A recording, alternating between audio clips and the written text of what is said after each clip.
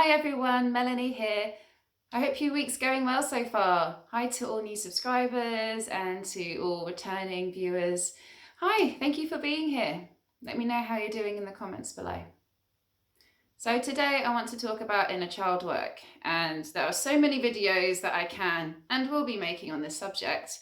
Wanted to introduce it here because if you're here on this channel because of a nasty breakup, maybe you dated someone quite dysfunctional, very traumatized, personality disordered maybe, and you're not feeling great right now. Reason why inner child work is so vital to look at is because the breakup touches upon the wounds of our inner children. My inner child, your inner child. They carry the wounds from the past. All the pain, rejection, abandonment. These are core issues that we felt as children. So when we experience rejection, abandonment in an intimate relationship as an adult, this touches upon the pain of rejection that all of us felt at some point in our lives as children. Breakups are difficult enough as they are, but when it's with someone who brought up a lot of stuff from your past, wounds are now reopened. Cans of worms have now been opened again that perhaps you weren't willing to address, and now it's all you can think about. It's stuff that's happening now, as well as emotions and memories from the past coming up. In my opinion, it is such an important part of the recovery and healing process from dating someone dysfunctional to address the unmet needs of your inner child. As part of parcel of healing and recovering and making sure that you don't find yourself in these sticky situations again, to make sure that you aren't repeating these patterns of dating dangerous people, because the unmet needs of your inner child will drive you unconsciously towards dysfunctional people and into codependent relationships if you do not know what's going on. This is why I want to talk about meeting the needs of your inner child. It goes beyond just giving yourself a pat on the back and giving yourself time off and enjoying child activities that you did as a kid. There's nothing wrong with that. In fact, if you're feeling quite wounded now, you're feeling quite vulnerable like you did when you were younger, maybe watching films or listening to music or doing activities that you enjoyed as a kid can and will help. But what I'm talking about goes deeper than that. The unmet needs of a child that wasn't loved in the way that he or she needed to be loved. The child who grew up with a very narcissistic parent. In fact, it's often through having a narcissistic parent that we end up dating highly narcissistic partners.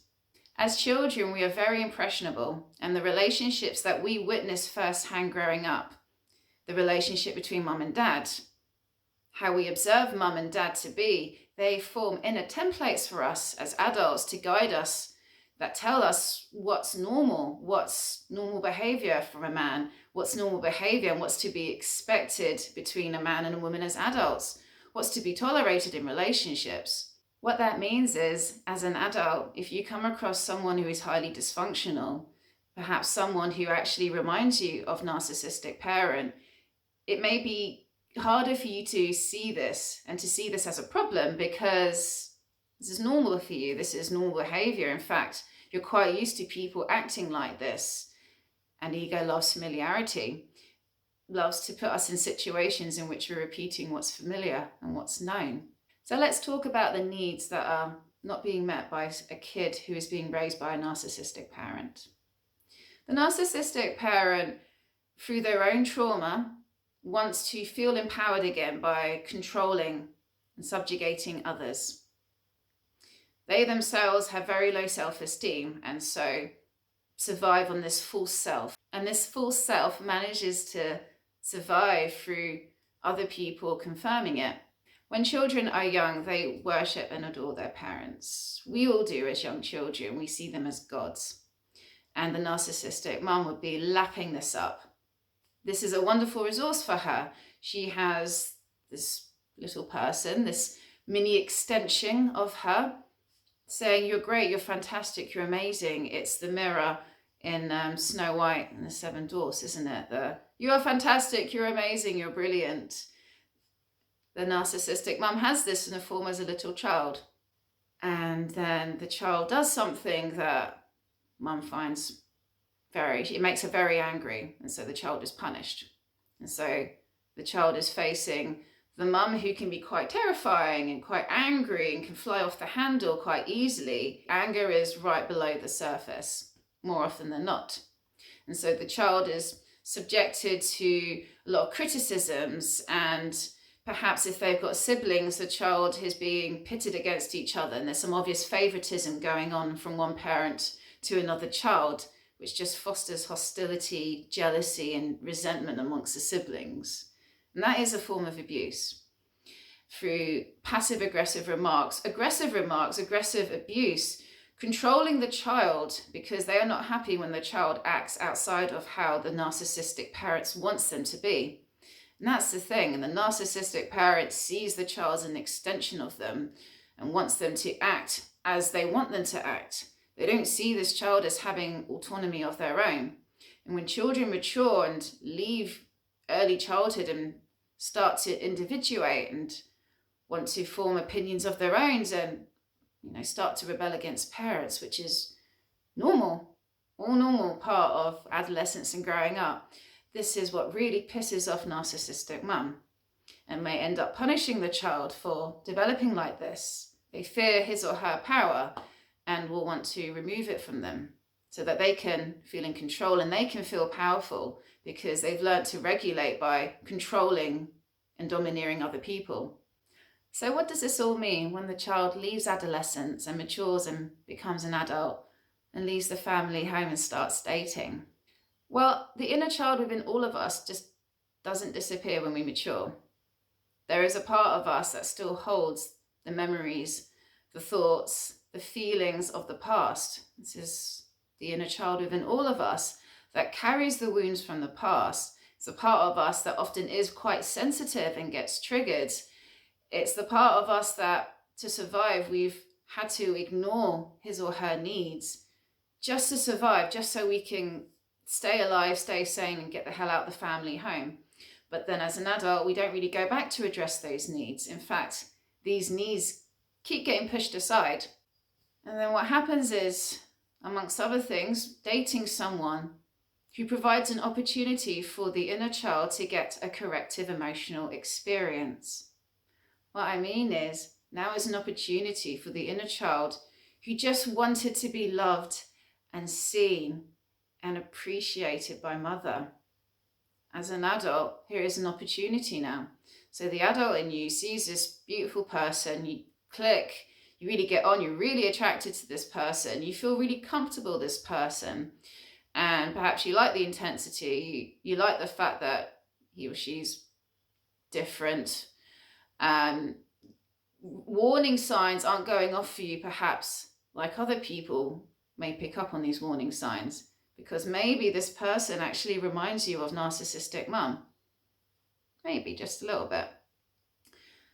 And if that's the case, and be honest with yourself, think with my ex, with my dysfunctional ex, did he or she have any traits or behaviours that's reminiscent of mum from the past? Or dad, if you had the narcissistic dad. If you can relate, is it not possible then that your inner child sees this as an opportunity to finally be loved by mother in the way that he or she needed to be? And you can see how this can easily happen. You meet someone and they remind you of narcissistic parent, and it's not obvious at first, but energetically you recognize and you feel familiar. And if you're not feeling good enough, then here comes someone who is love bombing you, showering you with appreciation and admiration. And if the inner child in you is so desperate to be loved and to be seen, then he may fall prey very easily to someone who is offering it so easily to him. Whether it's someone who is intentionally trying to scam you and groom you, and that is the reality. There are people out there who intentionally spot people with very low self-esteem, people who have been abused by narcissistic parents through neglect, the people who have so low self-esteem that finally they have someone saying to you, hey, you're amazing, I see you, I validate you. And this yearning to be seen, to be loved, to be appreciated overrides any warning signals of going, danger, danger, danger, something's not right here. And if you're used to the energy of dangerous people growing up, then it's even harder to realize that this is a red flag, that these are warning signals, because it's familiar to you. And so this is what I mean when I say that the unmet needs of your inner child can be unconsciously driving you into dangerous situations time and time again, because you're looking for that love. Because love heals. Love is very healing. And when we have an opportunity to have the love that we've wanted, the perhaps divine love, transcendental love, and when we meet someone we find beautiful, we're attracted to, we project the divine onto them, project idealized anima onto her, animus onto him. And that in itself is dangerous, because then we choose not to see the flaws. We just want to see the perfection and the ideal. We elevate them, we put them on pedestals. But really, they're flawed. And yet the desire to want to be loved by idealized mother, to be loved by the perfect partner, because there's perhaps a part deep down that just wants that divine love, just wants to be loved and healed. I'm saying all of this because if you can relate, and especially if you find yourself time and time again in relationships, friendships, work situations in which you are involved with someone very dysfunctional and the same habits and same patterns keep repeating over and over again. What are the deeper needs that I'm trying to get from this relationship, from this person? People who are drawn to codependent relationships carry a lot of wounds from the past. What are these wounds that need addressing, and how can we start to give it to ourselves, that love that we are seeking from someone else? There's nothing wrong with wanting to be loved. Love is a beautiful thing and it's healing, but it can blindside us into seeing what we want to see, and that's dangerous. This is what puts us in dangerous situations and re-traumatizes the inner child within us. So how can you start to find ways to love yourself again, to validate yourself without needing it from others, without needing it from your loved one? And the sooner and the more able you are able to love yourself in the healthy way that you need to, perhaps then less likely to be entering into codependent relationships. Just a thought.